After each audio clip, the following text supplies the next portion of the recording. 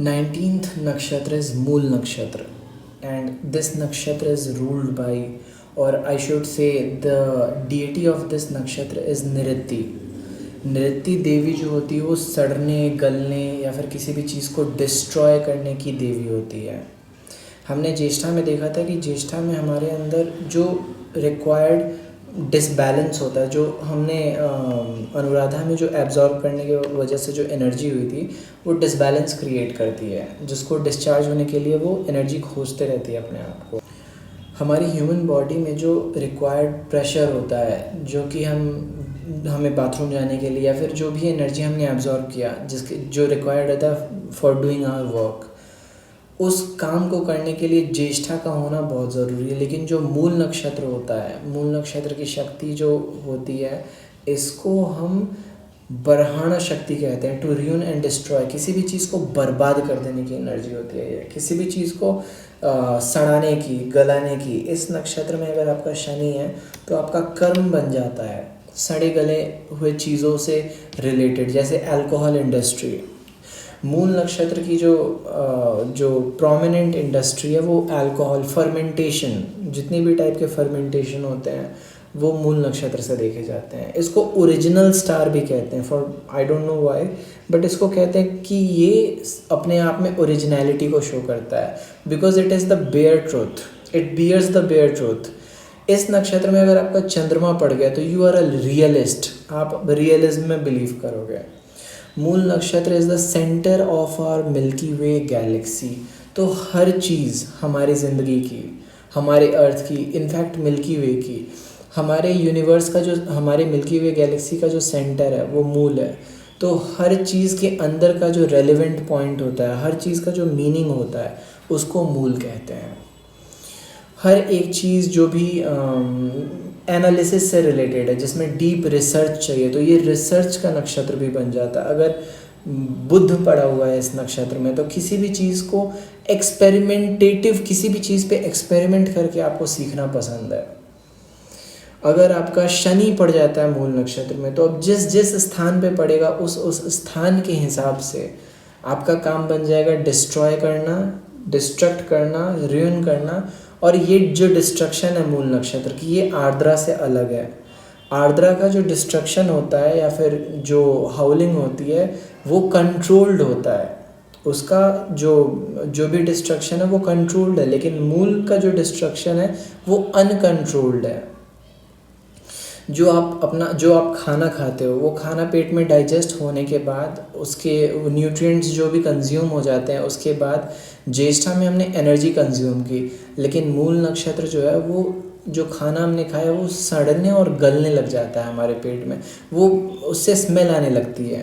तो ये जो गंदी स्मेल होती है, इसको जितनी भी चीज़ें हैं जो स्मेल से रिलेटेड है, जो गंदी स्मेल से किसी चीज़ को सड़ा गला के जो किया जा रहा है, उसको मूल नक्षत्र से देखते हैं। फर्मेंटेशन इंडस्ट्री मैंने ऑलरेडी बता दी। जितने भी यीस्ट से रिलेटेड जितने भी काम होते हैं, जैसे बेकरी का काम हो गया, इसको भी अब इसका भी अलग अलग इंटरप्रिटेशन है, जिसमें से वन ऑफ द इंटरप्रिटेशन है जिसमें भी आपको किसी भी चीज़ को डिस्ट्रॉय करना पड़े उस लेवल पे कि वो डिस्ट्रक्ट हो जाए, किसी भी चीज़ का फॉर्म चेंज हो जाए। तो फॉर्म को चेंज करने का भी नक्षत्र होता है ये, किसी भी चीज़ के फॉर्म को चेंज कर देना। लेकिन फॉर्म को चेंज करने का मतलब है जनरेटिंग वेस्ट। अब ये थोड़ा वियर्ड लगेगा, बट जब हम शुगर इंडस्ट्री, जो हमारी शुगर इंडस्ट्री है, जब हम गन्ने का जूस निकालते हैं तो उसका वेस्ट प्रोडक्ट भी जनरेट होता है। उस वेस्ट प्रोडक्ट को जैसे हम जब उसका फर्मेंटेशन के लिए उसका जब जूस निकाल लेते हैं तो जो वेस्ट बच जाता है उसको डिस्ट्रॉय करने को मूल नक्षत्र कहते हैं। जितने भी केमिकल वेस्ट जनरेट होते हैं किसी न्यूक्लियर रिएक्टर से, ये जो वेस्ट जनरेट हुआ ना, इसको मूल नक्षत्र कहते हैं। अब शनि अगर इस नक्षत्र में है तो आपको कंट्रोल मिल गया कि आप इस वेस्ट को कैसे कंट्रोल करते हो। तो control over the waste products, जितनी भी आपकी गार्बेज इंडस्ट्री है, गार्बेज में जितना भी कचरा साफ़ करने का काम हो गया, वो मूल नक्षत्र से देखते हैं। और सिर्फ वही नहीं देखते हैं, उसके अलावा भी बहुत सी चीज़ें होती हैं, लेकिन प्रोमिनेंटली आपको गार्बेज, ट्रैश कैंस उठाने वाले या फिर ट्रैश से डील करने वाले जितने भी आपको, अगर मूल नक्षत्र में कोई भी चीज़ है, कोई भी ग्रह है, तो उस ग्रह से रिलेटेड चीज़ें आपको डिस्ट्रक्शन से रिलेटेड चीज़ों से आप अटैच करके देखोगे अपने आप को।